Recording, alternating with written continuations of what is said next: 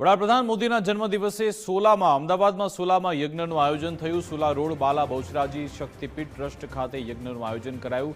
PM મોદીના દીર્ઘાયુ માટે ખાસ આહુતિ માટે વિવિધ 3 યજ્ઞ કુંડ બનાવાયા। નમો દીર્ઘાયુ કુંડ, નમો કીર્તિ કુંડ, નમો વિજય કુંડમાં આહુતિ અપાઈ। યજ્ઞ કુંડમાં 2500 લેખે બ્રાહ્મણો અને સ્નેહીઓ થકી આહુતિ અપાઈ।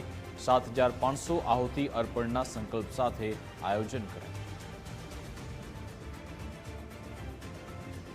દેશના યશસ્વી વડાપ્રધાન અને જેમની વિશ્વમાં પ્રસિદ્ધિ પામી છે એવા નરેન્દ્રભાઈ મોદી સાહેબનો આ 75મો જન્મદિવસ નિમિત્તે અહીંયા 3 કુંડનું આયોજન કરાયેલું છે। યજ્ઞકુંડનું એકમાં એમની દીર્ઘાયુષ્ય થાય એના માટેની આહુતિ અપાશે, બીજા યજ્ઞકુંડમાં એમની કીર્તિ થાય એના માટે, અને ત્રીજા એમનો વિજય બને।